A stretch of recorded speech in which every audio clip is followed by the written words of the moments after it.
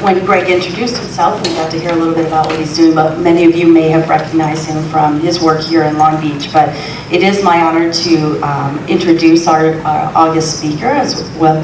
We're going to be talking about vicarious trauma. I know it's a little early in the morning for that, so get your coffee and your pastries, but this is a really important topic, and as you can see, I brought my entire staff. There's nobody at Century Village Zachariah right now with the residents, so because it's such a very important topic for all of us in this room. Hopefully we can find ways for self-care today. So it is my pleasure to introduce our speaker, Greg Carlsson, who is a licensed marriage and family therapist in private practice in Pasadena and Long Beach, and now a consultant for DHS. So please help me welcome Greg. Before we really get started, I wanted to kind of start with something that I'm going to introduce some of you. You can introduce your clients too. So get comfortable. I know people are still coming in. But what I want you to do is just take a moment. Our breathing.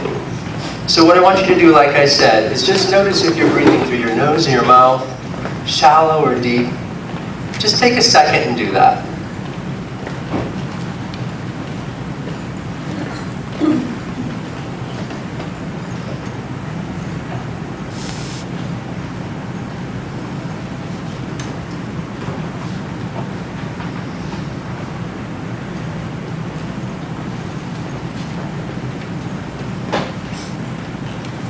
Now what I want you to do is just add to that and look at a spot in front of you that's either neutral or calming. Maybe it's on the wall or on the table, on the floor, on the chair. Just look at a spot and keep noticing your breathing as you look at this spot.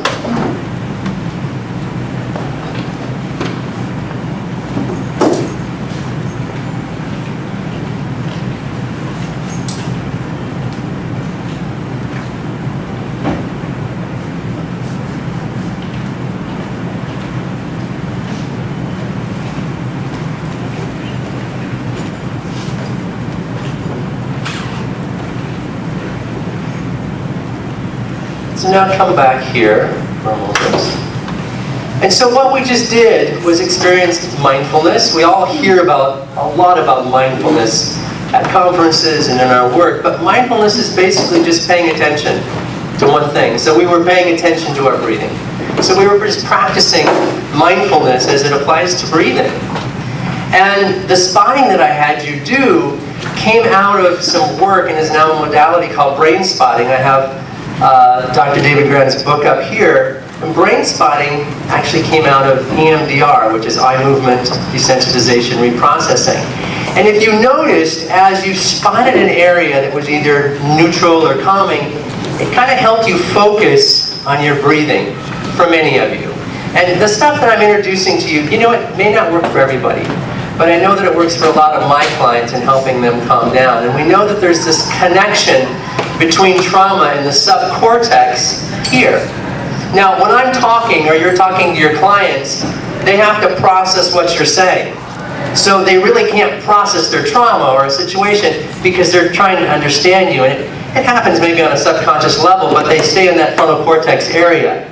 Or when we're listening to music, I like to, you know, if you're listening to music and it has words, you're processing the words. But if you listen to music that doesn't have any words, it kind of goes to another place in your head. For me, working with trauma, I've noticed that I need to listen to music like that without any words during the day, so I can really stay in kind of a calm place.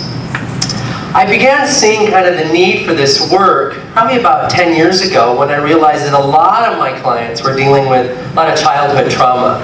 For the last 15 years, I've been the Clinical Services Coordinator for the County Housing Authority of Los Angeles, and our largest site is down here in Long Beach, which is Carmelitos, which is 175 acres, about 170 units on 65 acres. And for the last year, I kind of transitioned, and I am now working with the Department of Health Services, doing a lot of clinical assessments for those that are ending up in the ERs and in the hospitals for long periods of time, the homeless.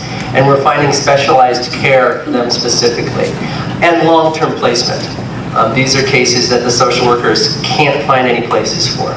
So that's what I do that 2 days a week, and then my private practice is in Long Beach and also down here in Long Beach and then also in Pasadena. So what I just, like I said, introduced to you was the resource spot and the mindful breathing, and I want to kind of build on that. Now this is a workshop that I do that's anywhere from an hour and a half to 3 hours long. So we're obviously not going to have that much time to go over everything. But I'm going to kind of introduce the first portion of the workshop. And this is a workshop that I can bring, and I do bring to either small groups or larger groups. Conferences. Paula was at the ICANN conference last year and sat in the workshop and asked me to come and present here. So this is something I can bring to your staff if you'd like that. I ended up training all the school nurses in Long Beach a couple of years ago, because you can imagine the vicarious trauma that they end up experiencing and not really knowing what to do with can be great. And I think for a lot of us, this topic may be something that we're dealing with, but we don't really know where we should take it or who we should talk to. A lot of us, or a lot of our workers, aren't in doing their own private work with therapy, so what do you do with that? I found that out working with the case managers on Skid Row, that a lot of them had a lot of vicarious trauma or secondary trauma that they didn't know what to do with. So about 6 months ago, I started a process group once a month, a 2-hour group for the workers on Skid Row with the different agencies. So we sit for about 2 hours and introduce a lot of these skills to them, so they can utilize it for themselves and also for their clients. So in the workshop, what I go over is understanding kind of a working definition of trauma, of compassion fatigue, and of burnout. Understanding sometimes there may be a parallel process that you're going through as a case manager with your client. And to kind of understand that there may be a parallel process that you may be experiencing as you're going through that helps them understand that what they're feeling, it isn't strange. It can happen if you've experienced it, or someone in your family may have experienced that. And also to gain a deeper understanding of where those residual effects of trauma and anxiety, where we hold them in our own bodies, whether in our gut or our chest or our throats. And it's amazing. Bissell Van de Kolk is also an EMDR therapist. He's an MD, but many of you have read his book. The Body Holds a Score. I had a client down here who for years had a pain in her shoulder, and it wasn't until when we were doing EMDR, realized that there was a traumatic experience she had when she was 9 with her stepmother throwing a present at her for Christmas and hitting her here. And all of a sudden she remembered that, and she's about 65 now. So the body does remember, and we do hold trauma in our body. And so helping our workers and helping us understand that can really help us free that up. I began working in this field about 1985 when I was counseling children that were dying in Pasadena. So since then, trauma is really, I think for all of us, trauma is a part of our work, but we don't necessarily know how to deal with it in our own bodies and how to let that go. So we talk about that, and also a deeper understanding of the clinical tools we can use and the resourcing that we can use to let that stuff go. For some of us, if we're seeing people back to back to back to back, we need resources sometimes in a session to let stuff go. And we can learn that. We can learn that even as we're talking to somebody, if it's getting really intense. Where am I? Am I grounded? Am I disassociating? Am I somewhere else? How can I stay grounded and focused? And these are tools that I help people understand so we can be better clinicians in the service that we're providing. And also just become healthier clinicians with the work that we're doing. This is the ringing in your ears, I think I can help. And here's a cowbell around the cow's neck. Sometimes the answer is right in front of us. And it might be as simple as breathing, or spotting an area that's calm and taking a moment before we go into a meeting, or before we see a really difficult client. I was running this support group downtown yesterday, and this one woman talked about a borderline client that was just ripping her apart. I mean, she's up at night thinking about this person. I said, that's what borderlines do for a lot of therapists. But just to help her understand that, and where she was holding the trauma in her body, helped her gain insight into how to release that and to let it go. For me, this work that we do is really important. I know a lot of us will go to a party and people will say, I don't know how you deal with those people. I could never do that, Bless you for doing the work, but I could never do that. And I think, when we're given somebody else's trauma, it's really important work, but it also has an effect on us as we're listening to the traumas of our clients, and we need to realize that. And it may not be something that we signed up for, or as you were going to school, it wasn't in the books, but it's something that we deal with a lot. And so again, it's something that we have to learn how to work with and work through if we're going to stay in this field for a long period of time. So what I want to do is to go through primary trauma, secondary trauma, vicarious trauma, compassion fatigue, and burnout. And not that all of these are little boxes, they kind of flow together. But to have a working understanding of them will help us understand them better and also help us understand our clients better, I think. So we know that primary trauma is that which happens to that person specifically.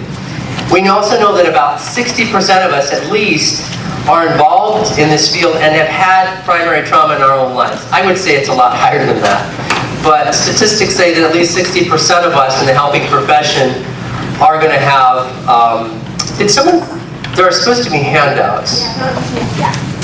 Does everybody have them? Okay. All right, good. All right. If you don't have them, look around. They should be on the tables. Can someone, if you have any extra ones? It's on the second page. Cool. Okay. So you do have it. I noticed some of you had them and some of you weren't, so looking at them. So anyway, we know that about 60% of us at least have had trauma in our life. And as you know, some people work through their own trauma, then they say, you know what, I want to help other people. Some of us get involved and we haven't worked through our own trauma, and as you know, it sure does come up when we're working with our clients. Our own stuff comes up. That's kind of that parallel process that I talked about. It can be that countertransference, but there can also be this parallel process, which can be negative or positive with our clients that we go through. And like I said, our own trauma history may play a role in why we became involved in this profession. And our own past trauma, if it's not addressed, it's going to come up. And so that's why these tools can help us deal with that. Now, secondary trauma, a lot of us deal with as we're listening to our clients explain what they've gone through with a DV case or something that's happened recently or in the past if it comes up. If we're in private practice and we're talking about childhood abuse, we know that some of our clients have been abused before they were born, in utero, when there was domestic violence. So a lot of times our clients don't realize that that was abuse, that they were abused before they were even born. And so that can obviously color the way that they see the world and how they perceive things and how they've been perceived if they were a child that wasn't wanted, all those things. So that does come into play, and we may hear about this trauma as we listen to our clients. And so that secondary trauma is going to be what you hear from your clients. And you know, it may be really difficult, but you go home and you continue your life, and it doesn't have a long-lasting effect on you. It doesn't have an accumulative effect on you.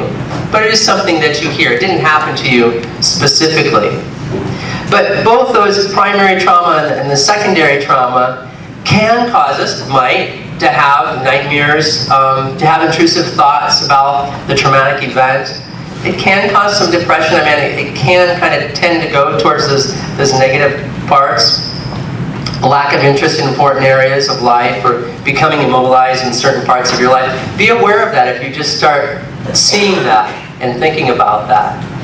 Now, the difference between that secondary trauma and the vicarious trauma is the vicarious trauma really causes there to be a paradigm shift in the way we see the world. We may hear something and all of a sudden it really shifts for us, the way that we see things. Maybe we don't see a certain group of people the same way, or we don't go down a certain street anymore, or we just start seeing everything a little more dark than usual. And it can really affect us, and if we don't understand that, again, we may start experiencing things like depression or nightmares, or we think about it constantly. And those may be some of the clients that we think about all the time. They may have a real effect on us. And it may not be extremely profound like that. It may be something as simple as just reading something or seeing something a little different, and that's not what it says. For me, I was in Alhambra one time, and I was having boba. Does everybody know what boba is? Either you like boba or you hate it, one or the other. In tea, boba tea. So those little tapioca balls at the bottom. And so I was in this tea place, and I read this sign, and I thought it said, shaken baby syndrome. And I thought, why in this cafe would it say shaken baby syndrome? And I looked at it again, and it said shaken or stirred. I thought, wow, where did that come from? And I had been working with a group of professionals down at the coroner's office studying teenage suicides. And there was another group that was studying infant deaths through the coroner's office. And I was doing this for about 4 or 5 years.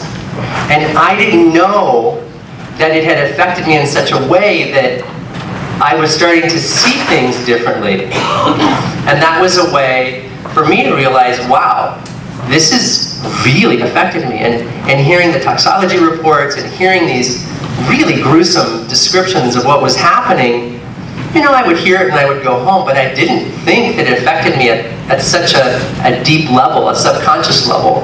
And that was so strange for me to see. So the vicarious trauma is going to be when it really shifts the way that we see the world. And that's kind of the way that I see the difference. And again, these aren't just cut and dry and don't have boundaries in regards to one being one and one being the other, but just for us to be able to discuss it and to talk about it. And as you're listening to your clients, maybe they've experienced the vicarious trauma or you're experiencing it in your work, just to be aware of that, I think, is important.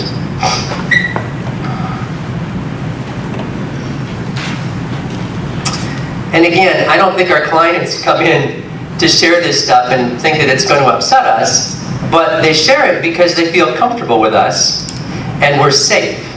So if you're doing your job well, you'll probably experience this vicarious trauma because they feel very safe with you to be able to talk to you. What's hard with some of our interns or our students is that they hear this and they aren't prepared to hear this. And so it can really affect them. And they may not know what to do with it, or they may not want to bring it to supervision because they may feel that that's going to show that they're weak or they're not able to handle it. I've had students tell me that. I was supervising for Loyola for about 7 years. And sometimes this stuff would come up, and I'd ask them, because of this work, where are you holding that in your body? Where are you feeling that? So they would know that that's normal. And then we could work through it. But it's not something that we sign up for, like I said earlier. But if you're good, you're going to hear this stuff because your clients are going to feel comfortable sharing these really, really, really dark secrets for some of them. Some of my clients that are in their 60s or 70s haven't shared this stuff before with anybody. And it happened when they were little kids. So that's how long some of our clients hold this information. If you ever want to look at the ACE study, many of you may have know what the ACE study is, but it talks about this correlation between this early childhood abuse that happens and how that really affects us physically with different things as we get older. So you can really obviously see the correlation between that early childhood abuse and physical problems that happen later on in life. Now, compassion fatigue is a little different. What would you say compassion fatigue is? Just raise your hand, just off the top of your head, compassion fatigue. What do you think? Don't everybody jump at once. Compassion fatigue, yeah, Paula? It's exhaustion from constantly giving to other people. Giving, and then giving more. And we see this a lot with maybe family members that are taking care of their parents or elderly individuals. And you know that person may not be the nicest person as they get older. They weren't nice when you were younger, and now they're older, and there's dementia, and they're a little mean. And you think, you know, maybe I won't change that diaper right now. I'm going to wait a little bit, because she was mean, and she lashed out at me. That compassion fatigue is happening. So we see that a lot in care providers. We see that a lot with in-home health care providers that are really at the end of their rope, and they may not be given that care that they should be given. So that compassion fatigue is going to happen a lot of times, like I said, and you see at the end of the year, to some extent, with teachers. Teachers who love kids in May just want to get out of there. If you know teachers or are involved with teachers, man, when that comes, they cannot wait. And I always think, but you have 3 months off. But that's beside the point. You don't want to say that in May to a teacher. Come on, you can deal with that. But you get that compassion fatigue. Now, in agencies you see it too, and you want to really watch out that you're not one of those people that are negative, negative, negative, negative all the time. It's so easy to see the negative in our organizations. A lot of us that work with nonprofits, it's hard. It's really hard. But when that compassion fatigue starts, start asking yourself, where am I holding that in my body? Or am I not giving as much? Now, usually it's with a patient or a client that we're talking about, but it can happen with, like I said, with teachers, with psychologists, nurses. Our defenses start depleting and going down. Yeah. Mentioning teachers or other professionals in that working with children, one of the things I've noticed is that compassion fatigue happens when they go home.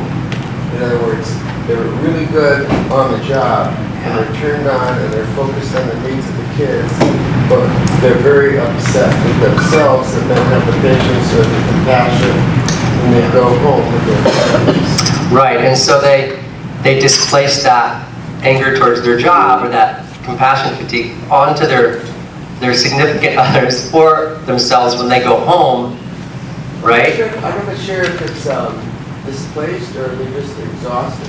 Everything left together. Yeah. And so some of us can go home and some of us can go home and get replenished at home, or we can go home and there's so much demanded from us at home too, and at home they don't understand what we do at work, so it's really hard. We feel sometimes very alone in this situation because no one really understands us. And so what I try to do is, again, where are you holding that in your body? Where are you experiencing that in your body? Can you do some mindful breathing or some spotting? Can I find an area? Do I have a peaceful place in my head that I can go to if I can't get away? What can I do? And in the workshop, we go into a lot of different things that we can do. Sometimes before you even go home. Sometimes if you sit a block away, no one's going to know that you sat a block away for 5 minutes and listened to some really calming music, or sat there and breathed for a moment. No one's going to know that. Because some of us, when we go home, you've got to go 100 miles an hour again. Because you've got kids at home or people that depend on you there too. So it's hard, the compassion fatigue for teachers, for professionals. It's really difficult. We lead, many of us, very, very busy lives. And so it's really up to, obviously, us to take care of us. Because no one else is going to do it for you. Especially if you've got young kids at home. Yeah. I have a secondary trauma question. Yes. How does, or does it, knowing what's going on in the world, politics, injustice that's going on all the time. Yeah. I know personally I'm a lot less optimistic than I was 20 years ago, maybe just because I'm older, maybe because I listen to the news, I don't know, but how does all that factor in? I think we have to be aware that there can be also a community secondary trauma, there can be community fatigue, there can be a national fatigue, and I think that's what you're talking about. When things happen globally or on a larger basis, how does that affect us, and how do we deal with that? I think first, we have to look at ourselves so we can be centered to then even help the next person or help ourselves. So first that has to happen. And then to really look at it, and all of us have heard this, but just making a difference for one person. It's got to start with individuals. It has to. Is that considered secondary trauma though? I don't know if there's a term that's been coined, like a national secondary trauma situation, but I can see how it happens. I think all of us can feel that. I should say many of us can feel that, but there's maybe been a shift in how we see or how it feels that the nation sees things. I just spent the last 3 weeks abroad, and so the way that other people see us has changed. But they don't think that we're all the same. So that's nice. That's really nice. But it is interesting when you look at these issues on a broader scale and how that affects not only us, but how that affects our communities, our police force, our nation, and then the world. So I think there is a correlation, and I think there is a connection between these types of trauma, not only personally, but I think you can apply it globally also. Definitely, definitely. But that's why we have to learn how to start with ourselves, and then we can work outward from there. I was taking some of these resources to Europe, and I've been doing some work there, and it's really helpful when you deal with individuals that have dealt with a lot of trauma in their life, or generational trauma, to apply these tools also. Now, burnout we see across the board with any kind of work, just that physical and emotional exhaustion that we can have where we feel like there's just no job satisfaction at all. And we feel very powerless and overwhelmed. And again, that can happen in our own life agencies. You know, when you can only see the negative. It's really important that if that's happening to you, that again, where am I holding that in my body? What's going on with me? And if you're a person that is pessimistic anyway, and then this burnout happens, it may be really difficult to pull yourself out of that hole. And so, first of all, I would try these tools that I'm offering here, but you may need to see somebody to really figure out, why am I so depressed all the time, or why am I down?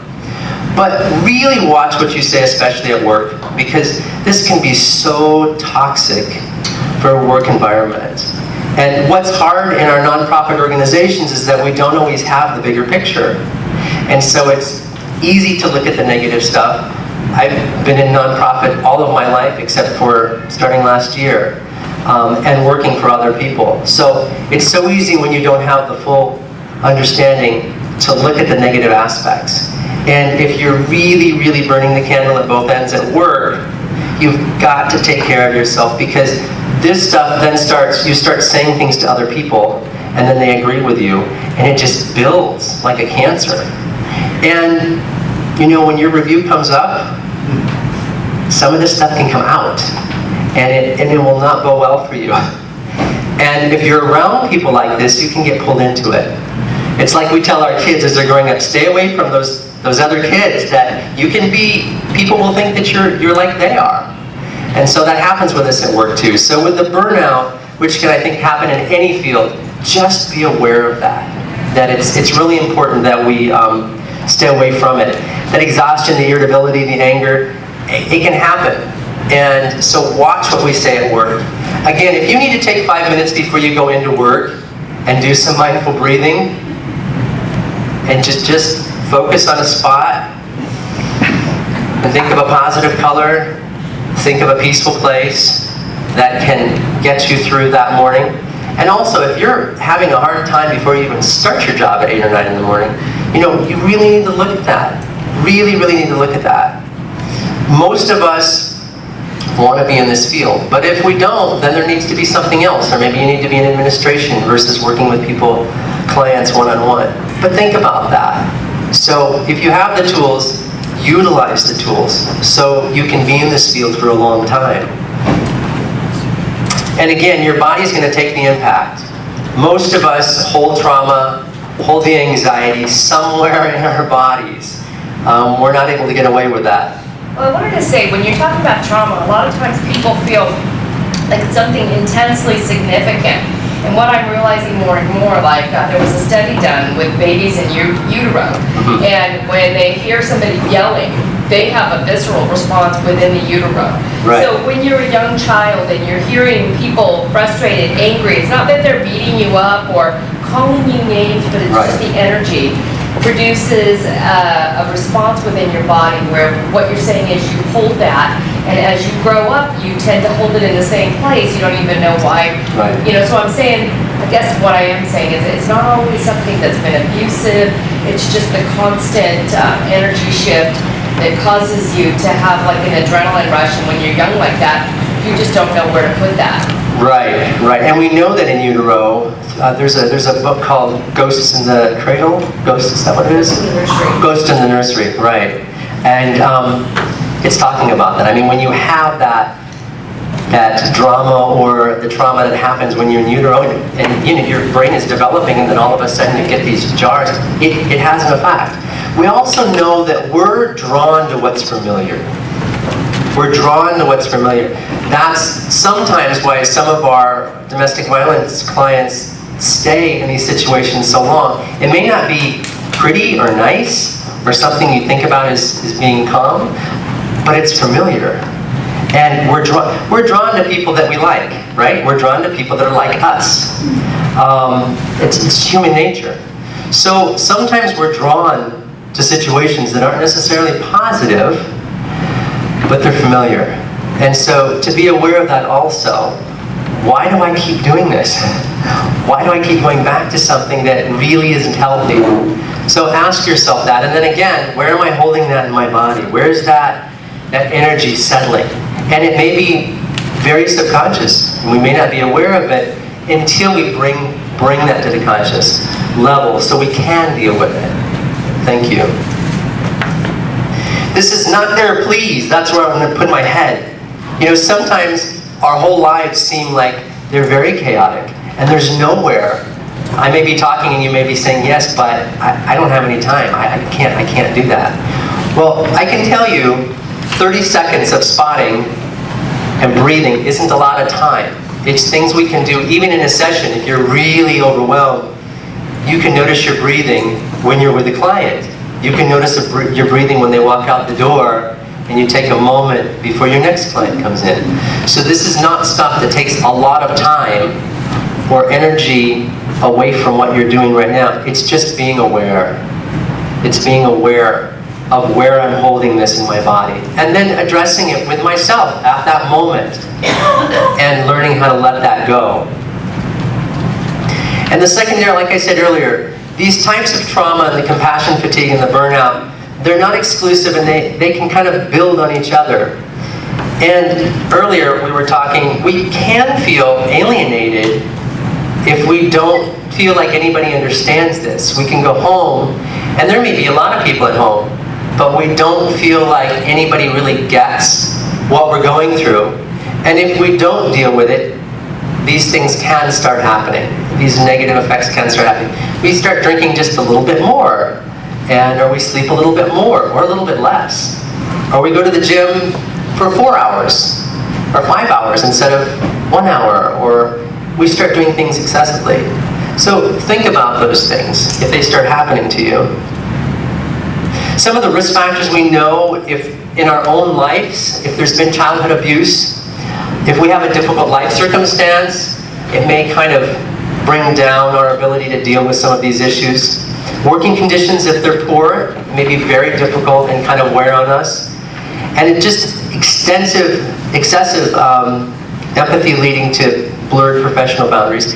You know, sometimes look at how you're dealing with your clients and look and see, are you giving them, I had a guy yesterday saying, he was a newer case manager, but he was talking about going to visit a client at their apartment and bringing McDonald's because he didn't have any food. And a lot of us were sitting there going, ooh,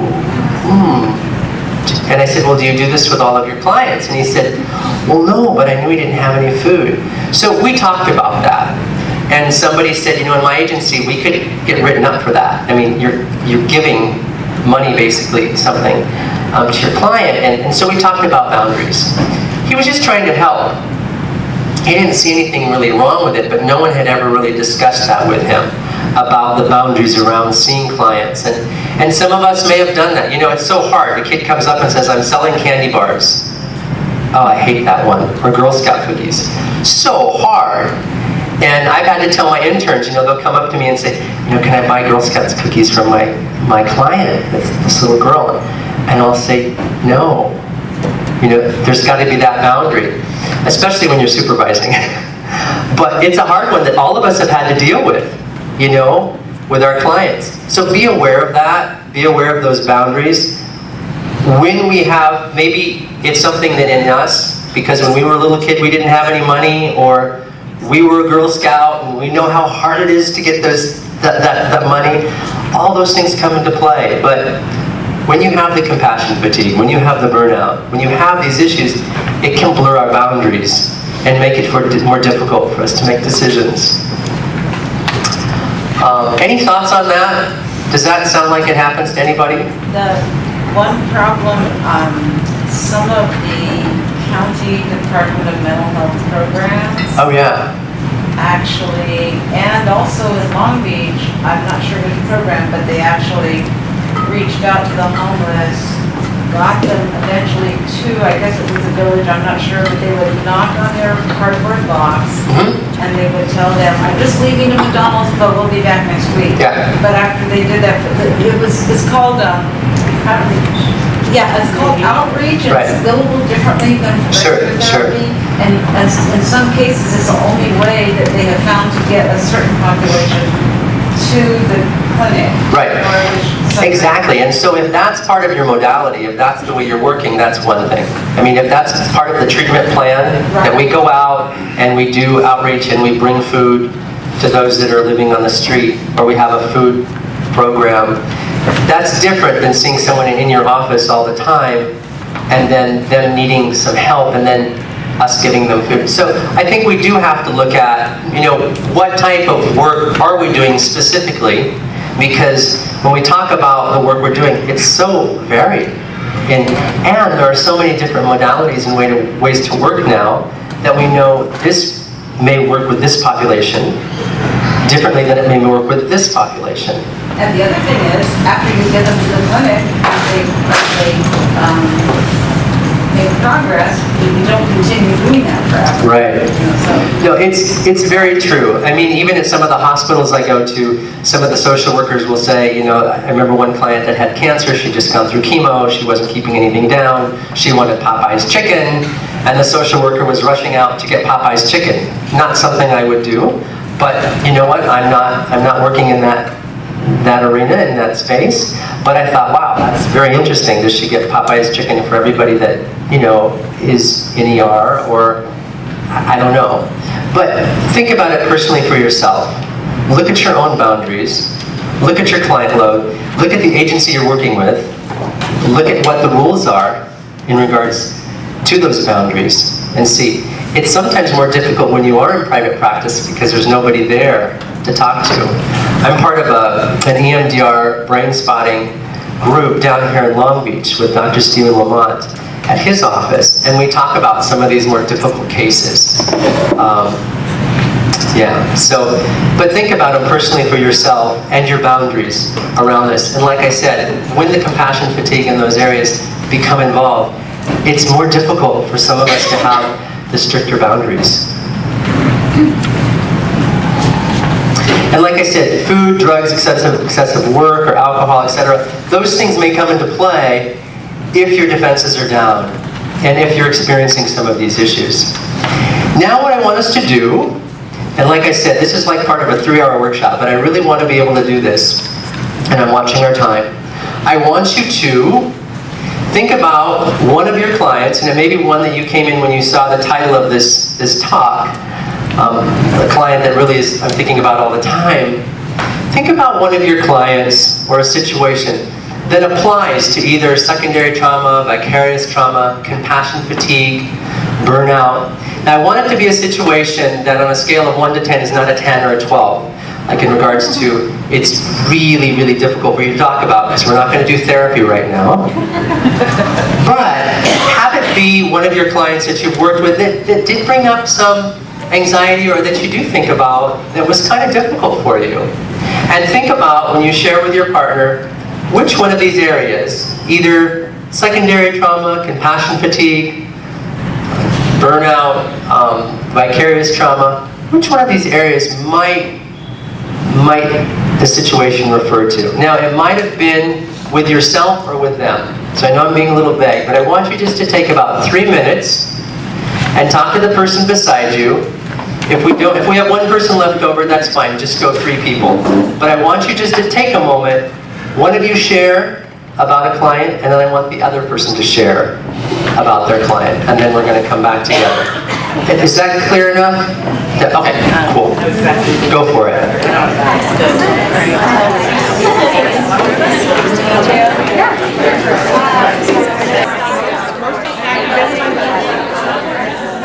Okay, kind of wrap up. If you're that first person, wrap up, and the second person can share. And if both have shared, just that's okay. Really fast. If you've got 3 people, let that other person share also.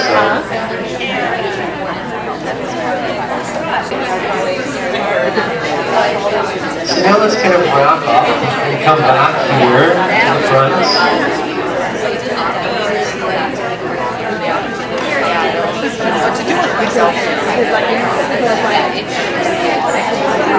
Kind of wrap up your situations.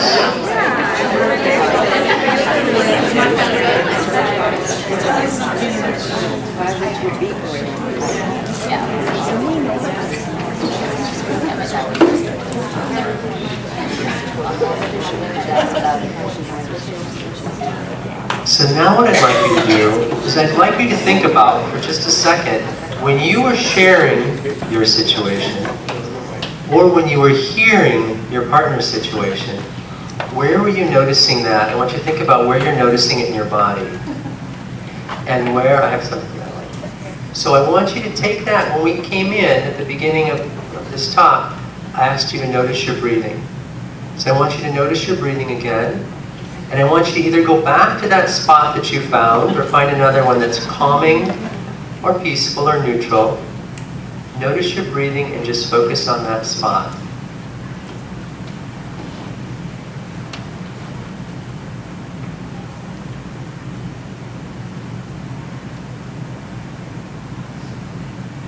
And now notice where you're holding that tension in your body.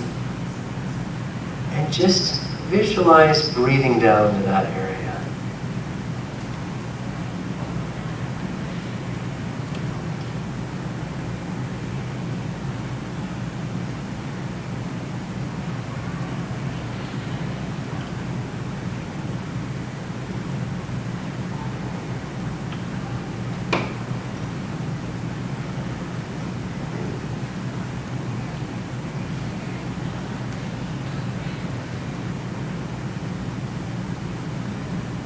And I'm going to add one more piece, just stay there with that. I want you to think about a color for you that's positive. Any color. And now breathe that color in and visualize it going right to that area that was tense. Breathe right into it.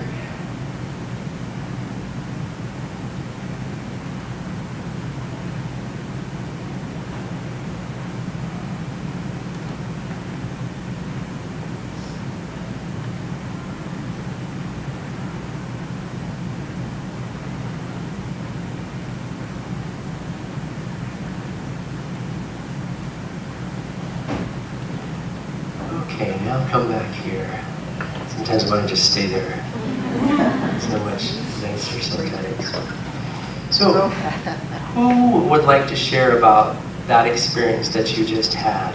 About sharing that client or that situation and maybe where you were feeling that? Or when you heard your partner share? Yeah, I think it's my stomach. Your stomach? Yeah, just kind of focused when I was talking. When I was talking about my client and the process, it's my stomach. And I love cobalt blue.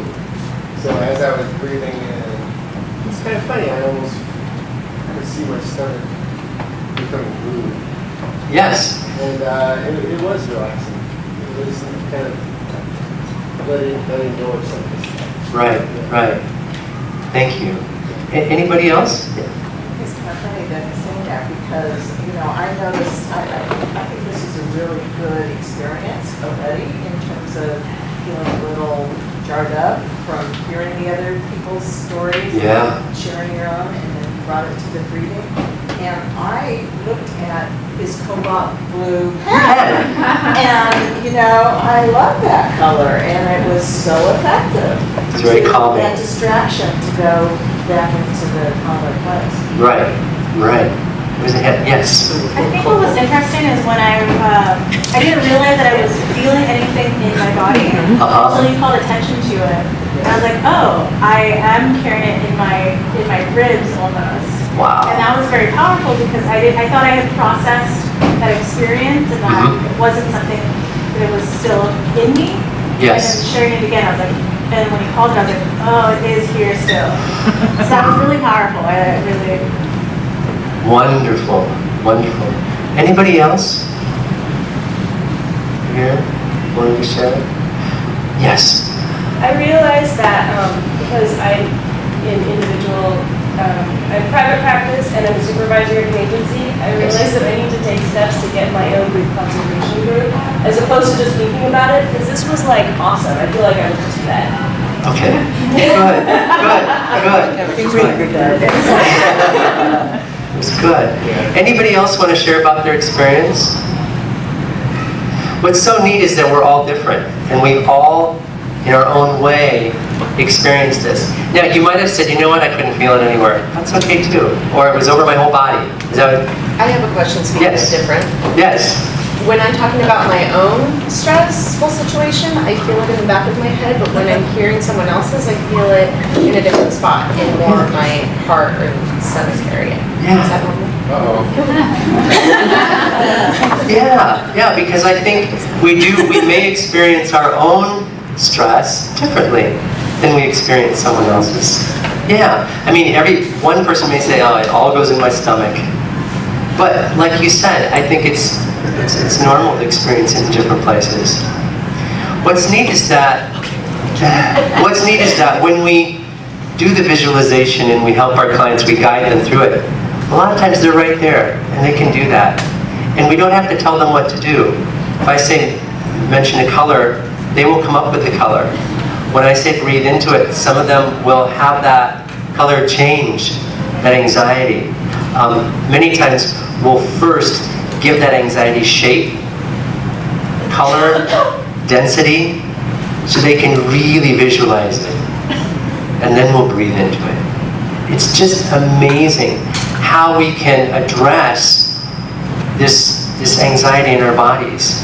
That, like you were saying over here, sometimes we don't even feel it's there until we notice it, or we talk about it, or we think about it, or it's brought to our attention. So these are just some tools that I wanted to teach you this morning that you can definitely walk out of here more knowledgeable than you were when you came in regards to things you can do right now when you sit in your car or when you go to your office. This may be